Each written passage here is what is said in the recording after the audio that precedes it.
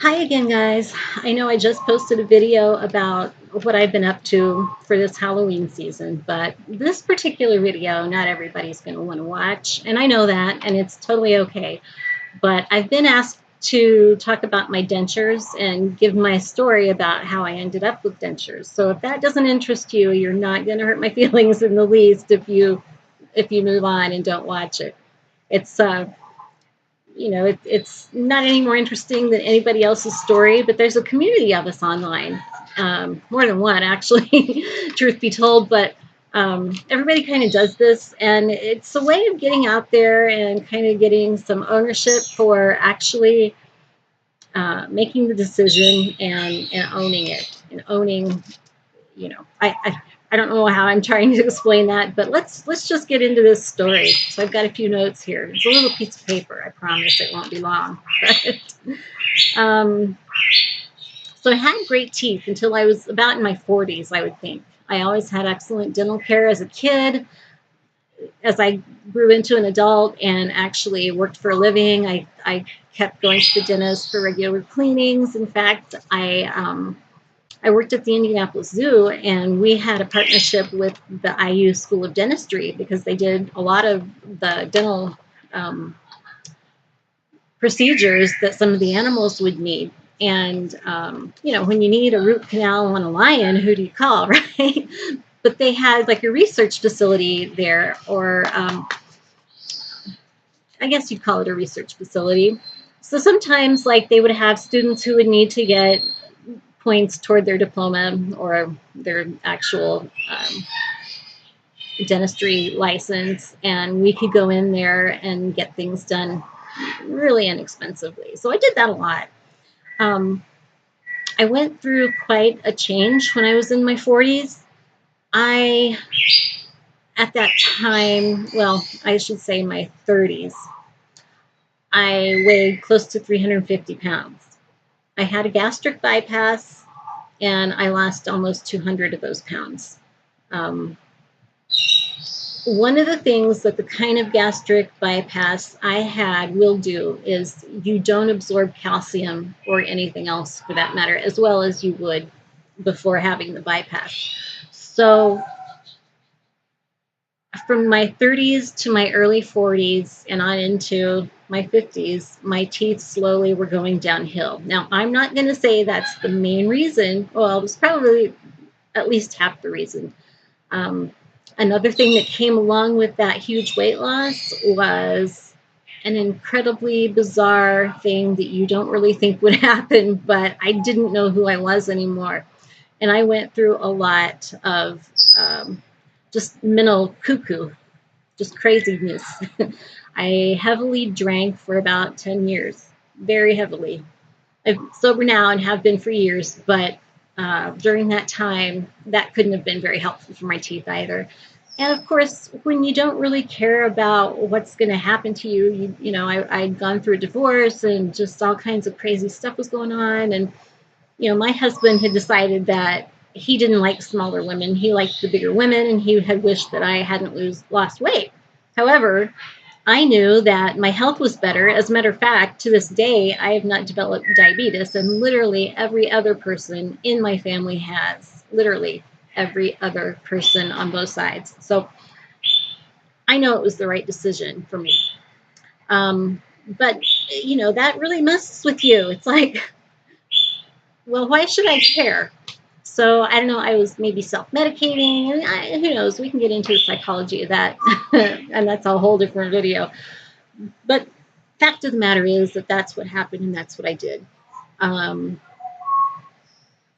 I started getting more and more problems with my teeth.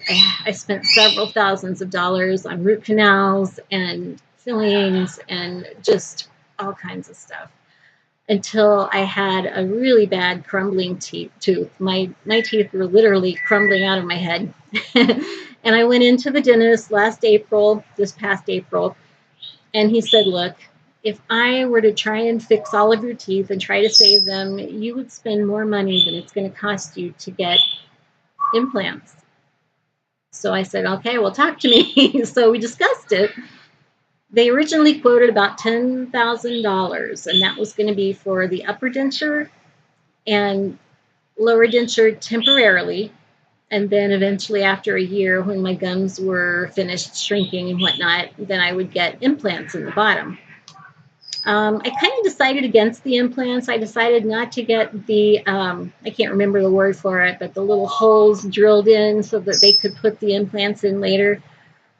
And I'm kind of glad I made that decision. Not that I have anything against implants, but I've found that since I've had my dentures, I like to take my teeth out several times a day. I feel gross if there's anything stuck on them, like if I eat something, even if it's just a handful of peanuts or something.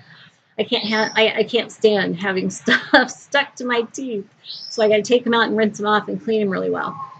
And yeah, the implants that I was going to get on the bottom are the type that you can snap on and off, but I don't think I'm comfortable with that. I think that I'm going to just stick with what I've got. That's my personal decision. A lot of people have implants and love them. A lot of people don't want to go near them. My dentist told me that as far as implants goes, you don't want to get the kind that are permanent because they have found since doing those over the years that food and particles and whatnot get stuck under there, and people have had deteriorating bone from that problem. I don't know what percentage of the population that is a problem with or anything like that, and I'm certainly not a medical person, but that's what my dentist told me.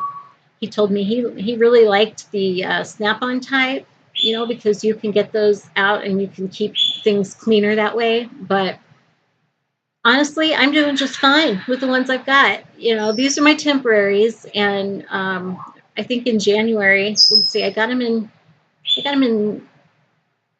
May. I believe it was May, and today is September 19th.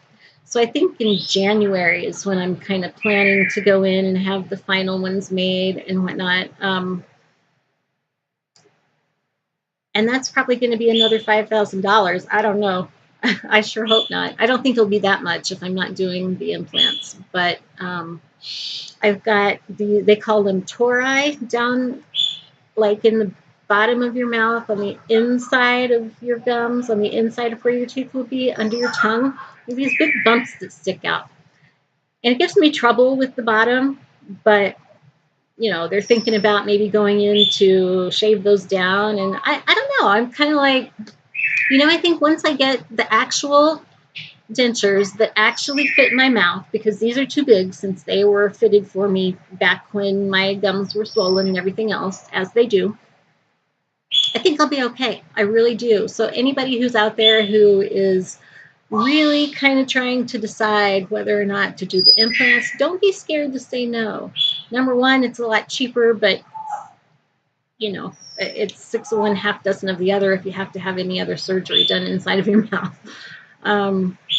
But I don't know. I just feel like I'm doing great for somebody who's had dentures. It's been an absolute adventure, not always in a good way. It was very painful at first. The surgery itself wasn't so bad.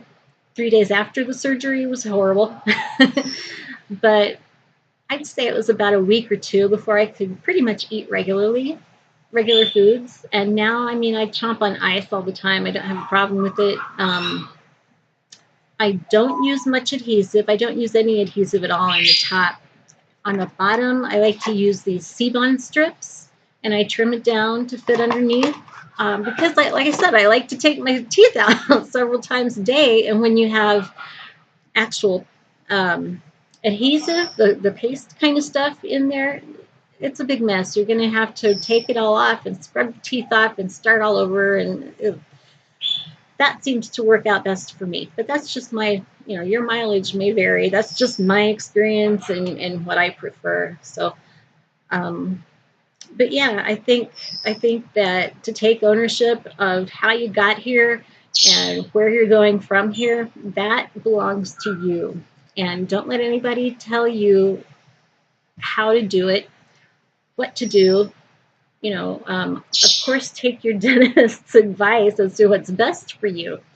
But don't get carried away on this thing of, I've got to have $10,000, $20,000 worth of surgery in order to look good or in order to be happy. I'm always going to be wanting something else if I don't go for the best.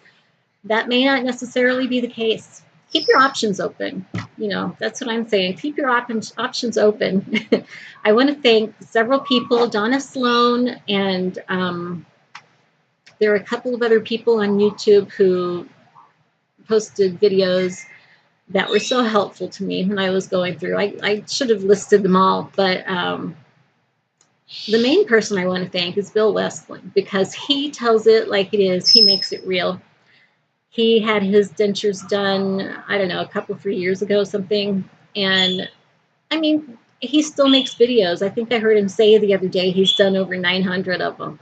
I haven't watched all 900, but to go back to the beginning and see what he had to deal with at first and how his journey has compared to mine, it's just kind of neat knowing there are people out there who've been through what you've gone through or what you're going through, and that if you have questions, you can go and ask. This is a never-ending sort of blossoming thing that's going to happen for the rest of your life. You don't just go get dentures and then the next week everything is fine, which is why I kind of feel bad for some elderly people who get dentures, because there's been so much thinking and so much in it that I never had thought of. I can see it becoming really frustrating. I mean, it's frustrating enough when you have support, but to be an elderly person who maybe doesn't have online support or doesn't know the questions to ask of their dentist, doesn't have friends with that kind of support, and they're listening to nothing but like old wives' tales and stuff. Gosh, no wonder so many of them just throw their teeth out the window driving down the street. I mean, I would too. So anyway, I wanted to thank you guys for being there and for that support. And I don't think you even know how much support you are for me and people like me, but thank you again. And I hope this video was helpful to some, and I would appreciate any feedback you want to give me, any questions you would ever want to ask. I'm new on this journey, but like Bill says, I'm never going to give up. Thanks for stopping by.